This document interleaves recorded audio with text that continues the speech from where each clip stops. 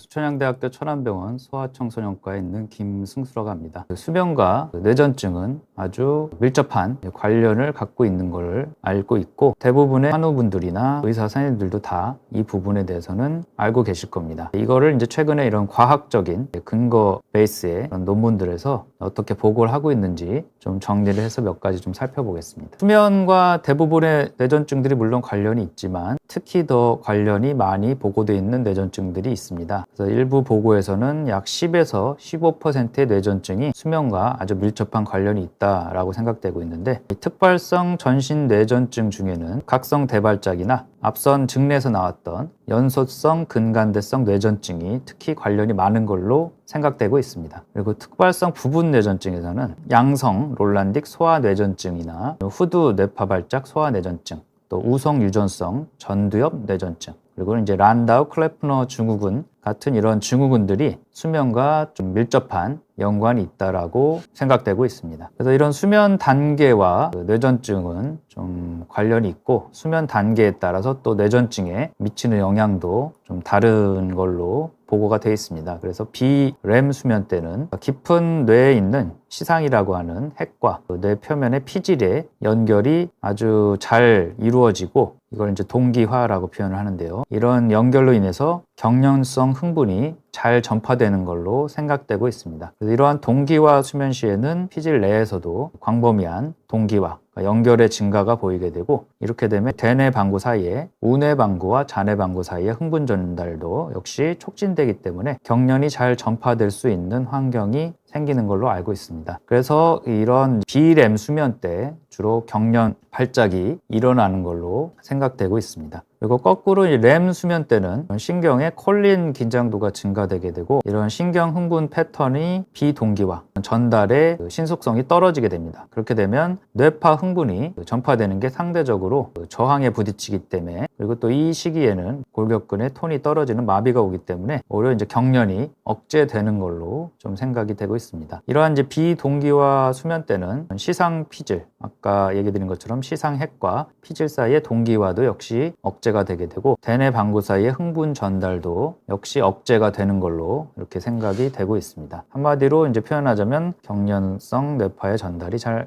안 되고 경련이 잘 일어나지 않는 걸로 렘 수면 때는 생각되고 있습니다. 그리고 또 이제 수면 장애도 뇌전증에 영향을 줄 수가 있습니다. 연령별로 흔한 수면 장애를 한번 볼 필요가 있는데요. 불면증은 대략 이제 신생아 시기에 오는 불면증이 21% 정도 있습니다. 사실 불면증 하면은 이제 나이가 있는 성인들한테만 오는 거라고 생각하시기 쉽지만, 실제 이제 0세, 1세 이런 영유아 시기에도 수면에 저항을 하거나 아니면 잘못된 수면 습관으로 인해서 불면증을 호소하는 아이들이 많이 있습니다. 그래서 이때 21% 정도로 많이 높고, 13세에서 18세 정도 되면은 6% 정도로 나이가 들면서 어떤 수면 사이클이 안정돼 가는 걸 볼 수 있습니다. 그런데 발달지연 아동에서는 이런 수면 장애 내지 불면증이 대략 40%에서 80% 정도로 훨씬 더 높은 그런 유병률을 보이는 걸로 알려져 있습니다.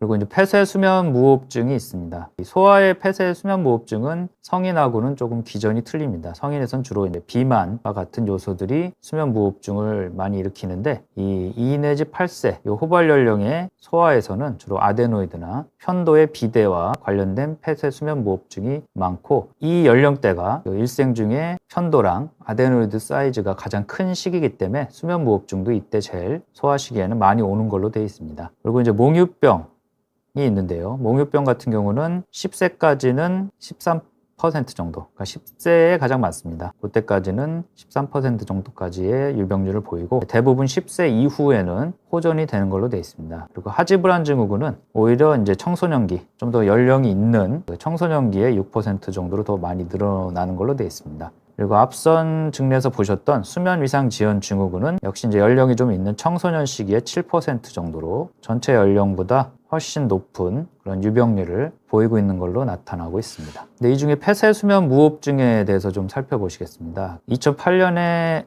한 보고를 보면 소규모 연구긴 하지만 뇌전증 환자의 40% 정도가 수면 호흡장애를 가지고 있었다라는 보고도 있었습니다. 그리고 2012년에 폐쇄수면무호흡증과 뇌전증을 둘 다 가지고 있는 그런 그룹에서 수술적인 치료, 주로 이제 아데노이드와 편도절제술입니다. 수술적인 치료를 했을 때 경련 횟수가 수술 전에는 평균 8.5회에서 수술 3개월 후에는 평균 3회로 좀 줄어드는 걸로 보고가 됐고, 특히 이 중에 경련이 완전히 소실된 아이가 10명 정도 됐고, 그다음에 경련 횟수가 50% 정도 이상 감소한 환자도 3명 정도 있었던 걸로 보고가 돼서 상당히 많은 환아들이 경련에 호전을 보인 걸로 보고가 됐습니다. 근데 여기서 좀 특이한 거는 6명에서는 오히려 경련 횟수가 증가됐다라는 보고가 있었는데, 이건 아마 생각하기로는 이런 아데노이드나 편도 제거를 해서 폐쇄수면무호흡증이 해소가 되는 경우도 있지만, 일반적으로 만 7세 이전에 수술했을 때는 4명에 1명 정도에서는 수면무호흡증이 재발하는 걸로 되어 있습니다. 그리고 특히 7세 이후거나 아니면 이제 비만을 하거나 이런 경우에는 50% 이상에서 재발하는 걸로 되어 있습니다.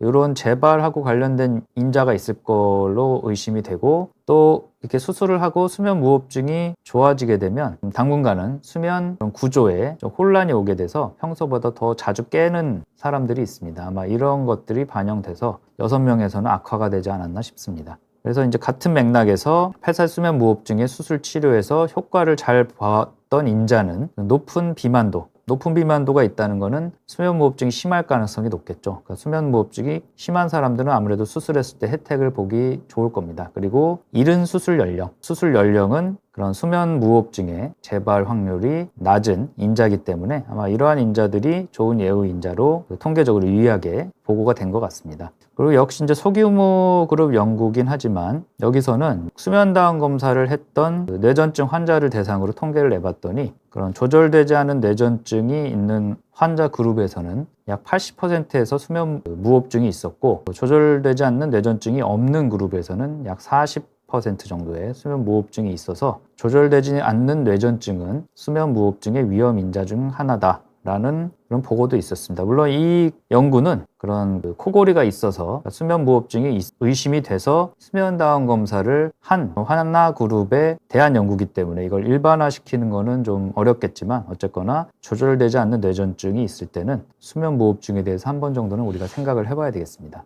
그래서 이제 수면다운 검사의 적응증, 이런 뇌전증 환아에서 수면다운 검사의 적응증을 살펴보면 당연하게도 폐쇄수면 무호흡증이 의심되는 환아들은 해봐야 될 겁니다. 그리고 1차 수면 장애를 진단하기 위해서 그러니까 주간 졸림이 있는 경우나, 또는 이제 수면 중에 자주 깨고 푹 자지 못하는 수면의 분절화, 또 혹은 경련이 조절이 잘 안 되는 경우, 이런 경우는 1차 수면 장애를 진단하기 위해서 고려할 수 있겠습니다. 또한 아까 얘기 드린 몽유병 같은 그런 이제 경련하고 구분이 필요한 야간 발작 행동이 있을 때도 역시 수면다운 검사를 고려해 볼 수 있겠습니다. 물론 이제 미국 수면학회에서는 야간에 이런 발작 행동이나 사건 행동이 전형적이고 신체 손상을 일으키지 않고 또 횟수가 많지 않고 아동과 가족의 삶에 지장을 주지 않는다면 수면다운 검사를 꼭 할 필요는 없다라고 어떤 권고를 하고 있지만, 뒤집어서 생각하면 야간에 이런 사건 행동이 전형적이지 않고 또 신체 손상을 일으키고 또 잦고 자주 일어나고 또 아동과 가족의 삶에 지장을 준다면 수면다운 검사가 필요하다라는 의미로 우리가 이해를 해야 되겠습니다. 경청해 주셔서 감사합니다.